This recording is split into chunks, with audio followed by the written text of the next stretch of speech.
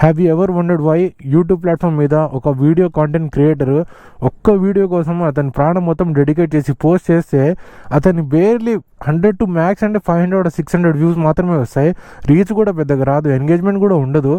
అదే ఒకవేళ ఒక fake content creator scripted over the top chapri content post చేస్తే అతను ఫ్యూ డేస్ లేదా వీక్స్లో కూడా lakhs and millions of views అయితే వచ్చేసాయి.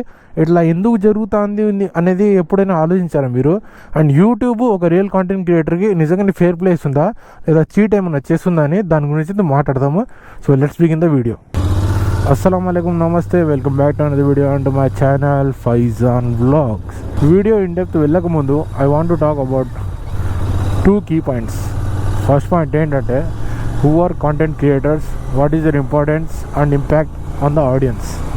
సో ఫస్ట్గా కాంటెంట్ క్రియేటర్స్ అంటే ఎవరు? కంటెంట్ని క్రియేట్ చేసేట వాళ్ళే కాంటెంట్ క్రియేటర్స్ అని అంటారు. కంటెంట్ని క్రియేట్ చేసేట వాళ్ళే కాంటెంట్ క్రియేటర్స్ అని అంటారు. ఆహా, షర్మిల అక్క డైలాగ్ కొట్టేస్తాం మేము కూడా.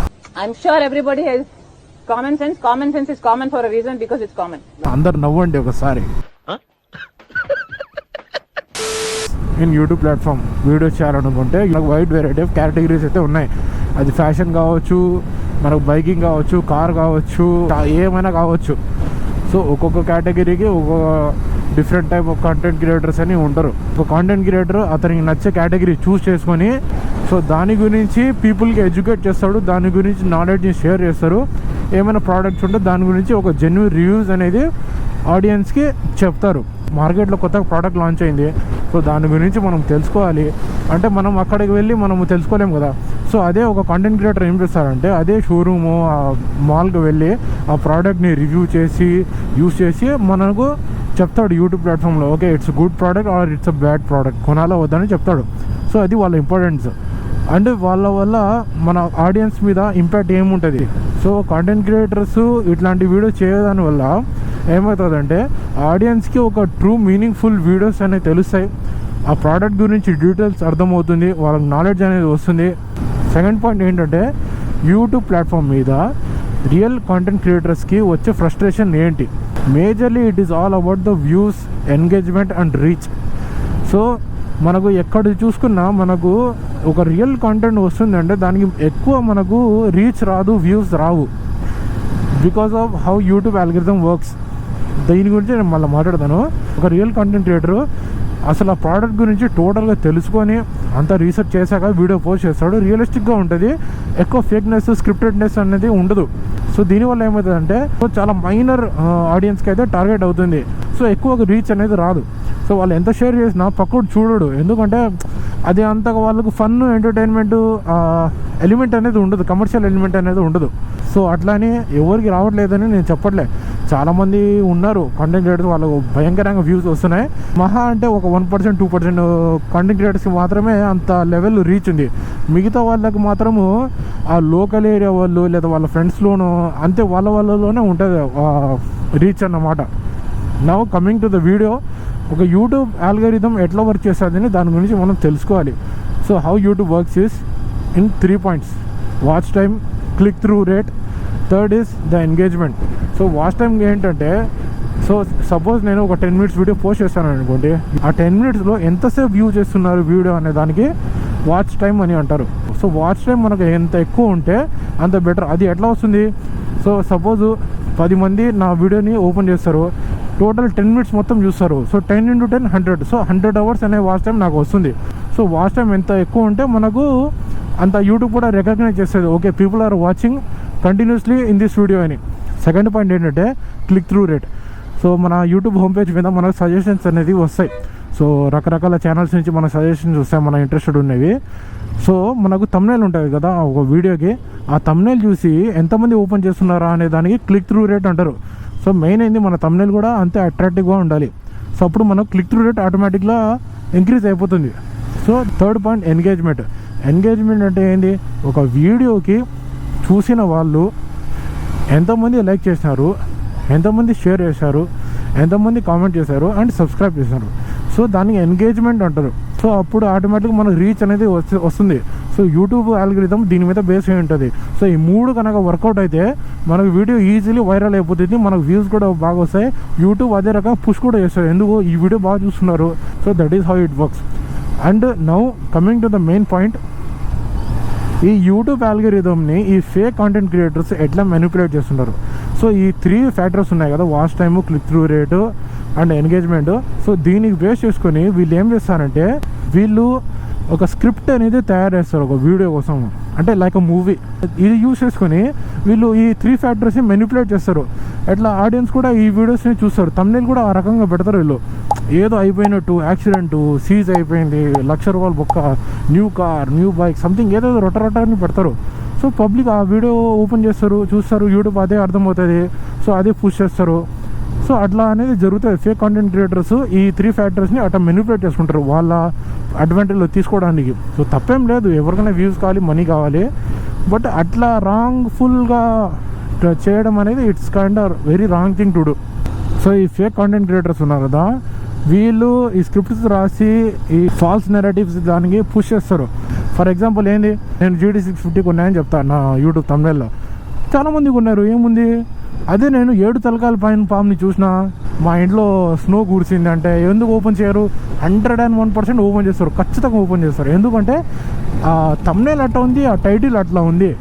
అసలు ఎందుకు ఓపెన్ చేయరు? లిటరల్లీ మీరు యూట్యూబ్లో వెళ్ళి చూడండి, 7 హెడ్ స్నేక్ అని సెర్చ్ చేయండి, మిలియన్స్ ఆఫ్ వ్యూస్. దాంట్లో ఏమో అంత సోది ఉంటుంది, ఏముండదు, సోది. అట్లా ఏంటంటో ఇట్లాంటి ఎన్నో క్యూట్ గర్ల్ రియాక్షన్, పోలీస్తో గొడవ, ఇంజిన్ సీజ్. సో ఇట్లా వీళ్ళు ఫేక్నెస్ అంట, స్క్రిప్టెడ్నెస్ ఇవన్నీ వేస్తూ ఉంటారు. సో దీనివల్ల చాలా బ్యాడ్ ఇంపాక్ట్ అనేది ఉంటుంది ఆడియన్స్ మీద. సో అది ఒక ప్రాబ్లం. ఇప్పుడు నేను చెప్పినా కదా, దానివల్ల ఒక రియల్ కాంటెంట్ క్రియేటర్స్కి ఎటువంటి స్ట్రగల్స్, కష్టాలు, ఛాలెంజెస్ అనేది వస్తాయి. సో ఫస్ట్ పాయింట్ ఏంటంటే డీమోటివేషన్. Yes, exactly. వాళ్ళు అంత కష్టపడి ఒక వీడియో షూట్ చేసి, ఎడిట్ చేసి, పోస్ట్ చేస్తే వాళ్ళు బేర్లీ అసలు తక్కువగా వ్యూస్ వస్తూనే ఉంటాయి. క్వాలిటీ మాత్రం ఒక రేంజ్లో ఉంటుంది, కంటెంట్ మాత్రం ఒక రేంజ్లో ఉంటుంది. For example like orange movie, Khaleja ఉంది, అసలు ఎట్లాంటి సినిమాలు ఇప్పుడు అర్థం వేసుకుంటారు మనుషులు. సేమ్ ఇది కూడా అంటే అస్సలు ఎట్లాంటి క్వాలిటీ కంటెంట్ ఉంటుందంటే లైఫ్లో కూడా యూస్ఫుల్ అవుతాయి. నా బైకింగ్ కమ్యూనిటీ గురించి మాట్లాడితే నాకు తెలిసిన చాలామంది ఉన్నారు.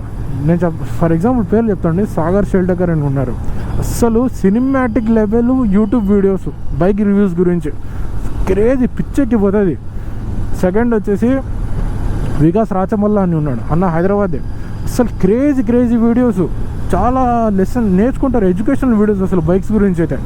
థర్డ్ పాపా సార్ అని ఉన్నాడు, ఈ చప్రి వాళ్ళకి, బెడ్డింగ్ చేసే వాళ్ళకి వాళ్ళంతా రోస్ట్ చేస్తూ ఉంటాడు. అట్లా అని అది మాత్రమే కాదు, ఎడ్యుకేట్ కూడా చేస్తాడు. వీళ్ళు ఎంత పోస్ట్ చేసినా వీళ్ళకు అంత ఒక రేంజ్లో వ్యూస్ రావు. ఎందుకు రావు అంటే ఈ ఫేక్ నా కొడుకుల వల్లే. వాళ్ళు చేసే చిల్లరు స్క్రిప్టెడ్ వీడియోస్కి దండిగా వ్యూస్ లక్షలు, మిలియన్స్లో వచ్చేస్తాయి. బట్ వాళ్ళ కమ్యూనిటీ ఉంటుంది కదా సబ్స్క్రైబర్స్లో, వాళ్ళ మీద ఉండే రెస్పెక్ట్ ఎంత ఉంటుందంటే literally they look up to them. Even I look up to them. Respect అనేది ఒరిజినల్గా వస్తుంది. డబ్బులు చూసో, ఆ బైక్ చూసో, ఆ ఇల్లు చూసో అట్లా రాదు. వాళ్ళ క్యారెక్టర్, వాళ్ళ డెడికేషన్ చూసి వాళ్ళకు రెస్పెక్ట్ అనేది వస్తుంది, జెన్యున్గా వస్తుంది, ఫేక్నెస్తో రాదు. ఈ స్క్రిప్టెడ్ నా కొడుకులు ఒక్కసారి వదిలేసినారు అనుకోండి, అవన్నీ వాళ్ళ దేగను కూడా దేగరు వాళ్ళు అసలు చిల్లర గాళ్ళు చూస్తారు. అసలు మెయిన్ పాయింట్ ఏంటంటే ఈ ఫేక్ గాళ్ళు ఏం చేస్తారు, వ్యూస్ని కొంటారు, సబ్స్క్రైబర్స్ని కొంటారు, కామెంట్స్ని కొంటారు, ఇంకా ఈ లైక్స్ని కూడా కొంటారు. దీనివల్ల ఆడియన్స్ మీద అండ్ క్రియేటర్స్ మీద ఎటువంటి ఇంపాక్ట్ అయితే ఉంటుంది. సో ఆడియన్స్కి ఏముంది, మిస్ట్రస్ట్ అనే వస్తుంది. ఫస్ట్గా ఈ ఒక ప్రోడక్ట్ గురించి ఒక జెన్యున్ కాంటెంట్ క్రియేటరు ఈ ప్రోడక్ట్ బాగాలేదు కొనకండి అని అంటాడు. జెన్యున్గా టెస్ట్ చేసి, యూస్ చేసి రివ్యూ ఇస్తాడు. ఆ కంపెనీ వాడు వచ్చి డబ్బులు ఇస్తాడు, మీరు ప్రమోట్ చేయండి అని చెప్పి. వీళ్ళు జెన్యున్గా రివ్యూ ఇవ్వరు, ఎందుకంటే డబ్బులు ఇస్తాడు కదా. వీళ్ళు కూడా అంటే ఓకే అని చెప్పేసి వీళ్ళు ఏం చెప్తారు, వీళ్ళకి వ్యూస్ వస్తాయి, డబ్బులు కూడా వస్తున్నాయి కదా, మాకేం పోయేది ఉంది, ప్రమోట్ చేద్దామని చెప్పేసి వీళ్ళు ప్రమోట్ చేస్తారు. అందరూ ఏమనుకుంటారు, అంతమంది బాగుంది చెప్తున్నారు కదా, సో కొనేద్దాం పోయి చెప్పి అనుకొని వీళ్ళు పోయి కొనేస్తారు. సో అట్లా దీనివల్ల ఆడియన్స్ మిస్ట్రస్ట్ అనేది వస్తుంది, మీనింగ్ఫుల్ ప్రోడక్ట్ దొరకదు, స్కామ్ అయిపోద్ది. నువ్వు ఇంత చెప్తున్నావు కదా, నీకు రావట్లేదని నువ్వు వాళ్ళ మీద ఏడుస్తున్నావు. నాకేం రాదు బ్రో, నాకు ఇష్టం ఉంది, నాకు దీని మీద ప్యాషన్ ఉంది, మోటో బ్లాగింగ్ మీద ప్యాషన్ ఉంది, ట్రావెలింగ్ మీద ప్యాషన్ ఉంది, నాకు వ్యూస్ వచ్చినా రాకపోయినా నాకు 100 మంది చూసినా 500 మంది వాళ్ళ కోసం చేస్తూ ఉంటాను. నాకు హ్యాపీగా ఉంటుంది, నేను చేస్తాను. నాకు ఏం పట్టించుకోను అసలు. అంటే ఈ మాటలను పక్కన పెట్టేస్తే ఫైనల్గా ఏంటంటే దీనికి ఎట్లా బ్రో సొల్యూషన్ అని కొంతమంది పాజిటివ్గా అడగచ్చు. సో దీని సొల్యూషన్ అంటే ఏం లేదు, ఆడియన్స్లో చేంజ్ రావాలి. చేంజ్ రావాలంటే మనము దాన్ని పుష్ చేయాలి. అంటే మన కమ్యూనిటీ వాళ్ళు మనం సపోర్ట్ చేయాలి. వాళ్ళు షేర్లు అట్లా చేస్తే అది కాదు ఇది రియాలిటీ అట్లా వాళ్ళు ఎక్స్ప్లెయిన్ చేస్తే మనం కూడా ఎక్స్ప్లెయిన్ చేస్తూ ఉండాలి. సో అట్లా వాళ్ళు అర్థం చేసుకుంటే వాళ్ళందుకు వాళ్ళే చేంజ్ అయిపోతారు. అండ్ సెకండ్కి వస్తే అండ్ యూట్యూబ్ వాళ్ళు కూడా ఒక వీడియో పోస్ట్ చేస్తే వాళ్ళు కూడా క్రాస్ చెక్ చేయాలి. అంటే రోజుకి లక్షలు కోట్లలో వీడియోస్ పోస్ట్ చేస్తూ ఉంటారు, చేయలేరు ప్రాక్టికల్ మాట్లాడాలంటే. బట్ స్టిల్ వాళ్ళ ఛానల్ డేటా అనాలిసిస్ మొత్తం వాళ్ళ దగ్గర ఉంటుంది. సో దాని ఏదో బేస్ చేసుకొని వాళ్ళు ఏదో యాక్షన్ తీసుకోవాలి. తీసుకుంటే వాళ్ళు కూడా ఒక ఏమంటే ఈక్వాలిటీ అనేది ఉంటుంది. ఓకే సరే, ఒక రియల్ కాంటెంట్ క్రియేటర్ వేస్తున్నాడు అతను, ఓకే దిస్ జెన్యున్ వీడియో, వాని ఛానల్ కూడా చాలా బాగుంది అట్లా పుష్ చేస్తే అప్పుడు వానికి కూడా ఓకే యూట్యూబ్ కూడా సపోర్ట్ చేస్తాడు. అంటే వానికి మోటివేషన్ అయితే వాడు ఇంకా మంచి మంచి వీడియోస్ చేస్తాడు. ఓన్లీ వీలోటే పోయినాయి అనుకోండి, చాలా బ్యాడ్ అసలు. సో ఇంకోటి దీనికి ఎట్లా కిల్ చేయాలంటే ఎవరైనా సరే ఒక ఒరిజినల్ కాంటెంట్ క్రియేటర్ మీరు వీడియో చూస్తూ ఉంటే మీరు వీడియోస్ పోస్ట్ చేయడం వదలకండి. Keep on posting videos, shorts అయినా లాంగ్ వీడియోస్ అయినా ఇన్స్టాగ్రామ్ అయినా కీప్ పోస్టింగ్ వీడియోస్. డీమోటివేట్ అయ్యేంత అవసరం మనకు లేదు. మన పని మనం చేసుకుంటూ పోతూ ఉండాలి. మీకు నిజంగా ప్యాషన్ ఉంటే ఖచ్చితంగా మీరు వేస్తూనే ఉంటారు. నేను చెప్పినా చెప్పకపోయినా ఎటువంటి డిఫరెన్స్ అయితే ఉండదు. కొంచెం ట్రాఫిక్ ఉంది, ముందుకు వెళ్ళిపోదామా? Oh shit,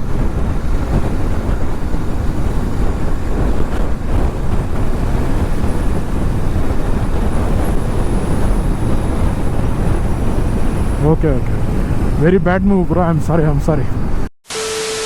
be true to your self, అంతే. ఇంకా దట్స్ ఇట్. వీడియో నచ్చి ఉంటే తప్పకుండా లైక్ చేయండి, షేర్ దిస్ వీడియో.